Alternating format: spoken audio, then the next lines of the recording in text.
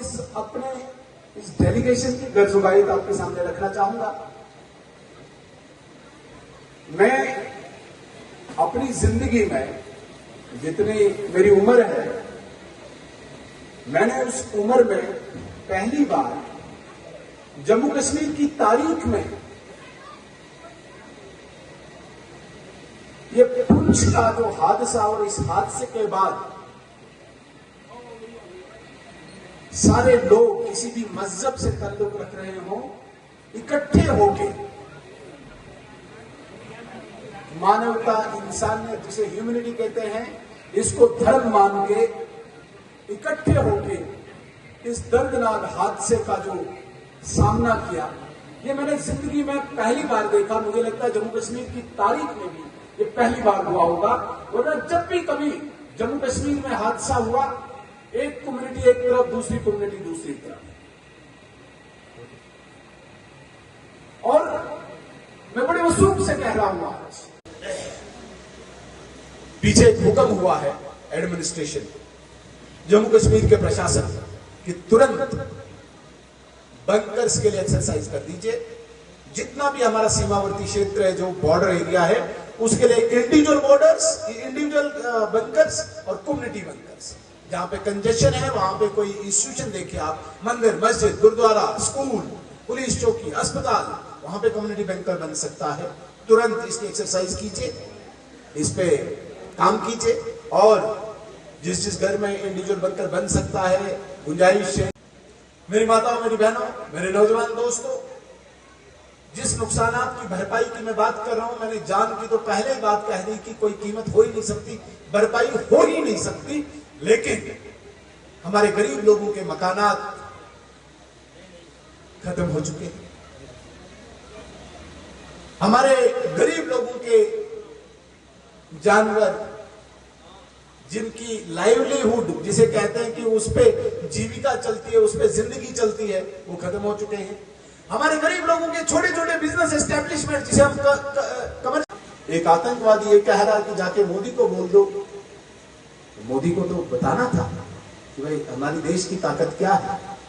वो हुआ, वो आतंकवादी घटना की प्रतिक्रिया है, जंग नहीं किया था, अभी ऐलान जंग नहीं था। जंग में फिर उसका नक्शा नहीं मिलना था, और उसको वैसे जाएगा भी क्या, पाकिस्तान का जाना क्या है। हमारा बहुत कुछ जा सकता है, हम तरक्की याफ्ता मुल्क है इस वक्त, हमारी इकोनॉमी स्पीडी ग्रो हो रही है, हमारी मिलिट्री पावर बहुत बड़ी ताकत है। उधर क्या है, उसका कुछ नहीं जाना। हम लड़ाई चाहते नहीं, हम शांति चाहते हैं, पीस चाहते हैं, हम अपने लोगों की डेवलपमेंट चाहते हैं। आपने देखा नहीं होगा, पिछले 10 सालों से हम सड़कों पे लगे हुए हैं, एयरपोर्ट पे बना रहे हैं, पीएमएवाई दे रहे हैं, फसल बीमा योजना दे रहे हैं, पेंशन दे रहे हैं, गैस दे रहे हैं, इसमें लगे हुए हैं। हमें जरूरत ही नहीं जंग लड़ने की। लेकिन ऐसा भी नहीं होगा कि कोई आके मुझे यहां पे मार के चला जाएगा और चुप रहेंगे। इसलिए प्रिसाइज, आपने देखा होगा जब भारतीय सेना के अधिकारी ने एक ट्वीट लिखा, आपने देखा, बड़े जो दानिश्वर लोग हैं यहाँ पे, उन्हें वो ट्वीट पढ़ा होगा। उन्हें लिखा, नॉन मिलिट्री, नॉन सिविलियन, कोई मिलिट्री का एस्टेब्लिशमेंट नहीं, कोई सिविलियन एस्टेब्लिशमेंट नहीं, निशाना बनाया। हमने सिर्फ आतंकवादी निशाना बनाया, ठिकाना, कुछ प्रतिक्रिया था। तो मेरे कहने का ये तात्पर्य है, ये जंग नहीं है, इस प्रकार का पहला हादसा था, इस प्रकार का पहला वाकया था जब एक रिएक्शन टेररिस्ट एक्टिविटीज को दी। इसलिए इस हादसे में जो लोग शिकार हुए हैं, मैं मकानात की बात कर रहा था, उनके लिए इस टीम का यहाँ पे आना इसलिए लाजमी है। एक फैक्चुअल रिपोर्ट लेके हम भारत सरकार को सौंपेंगे, ताकि इन लोगों के लिए, अगर ये अलग से कोई हादसा था, पहली बार तारीख में हुआ है, जंग हुई है लेकिन इस प्रकार का हादसा पहली बार हुआ है, इसलिए जो पैरामीटर्स आज तक बने हुए हैं, उन पैरामीटर्स को लांघ कर, उन पैरामीटर से बाहर जाकर कोई पैकेज की घोषणा हो भारत सरकार की तरफ से, ताकि वो लोग दोबारा से थोड़ा रेस्टोर हो पाए, उनके कमर्शियल एस्टेब्लिशमेंट, उनके बिजनेस एस्टेब्लिशमेंट, उनकी लाइवलीहुड, उनके मकानात, उसके लिए हम आए हैं, जो हमारी गर्जोगाई थी यहाँ पे आने की। कि देश मजबूत है तो हम, देश है तो हमारा धर्म है, ये याद रखना। कई देशों में क्या हालात हो रहे, इसलिए हमें भी प्रधानमंत्री जी पे, इस देश ने पूरा विश्वास है प्रधानमंत्री नरेंद्र मोदी जी पे। हमें पूरा पता था कि प्रधानमंत्री जी ने बोला कि वो टेररिस्टों को, जिन्होंने निहत्तों को मारा, उनको बख्शा नहीं जाएगा। हमने तो टेररिस्टों कैंपों पे अटैक किया, पाकिस्तान ने तो निहत्ते लोगों पे अटैक किया, पुंछ के ऊपर या कहीं और एरिया के ऊपर। आज पाकिस्तान दुनिया में आइसोलेटेड है, पाकिस्तान की इकॉनमी खत्म है।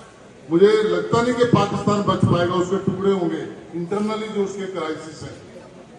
जिस तरह पुंछ के लोगों ने भाईचारा पेश किया, जब पूरे जम्मू कश्मीर के लोगों ने भाईचारा पेश किया, इस भाईचारा आगे ऐसे बना रहे।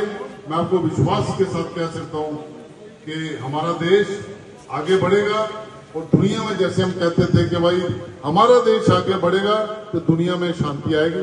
जरूर मोदी जी के राज में हम आगे बढ़ेंगे, और इसी तरह हम अपना भाईचारा जम्मू कश्मीर और पूरे देश में देते रहें, तो जरूर ये जो टेररिज्म है यहां से नहीं पूरी दुनिया में खत्म होगा।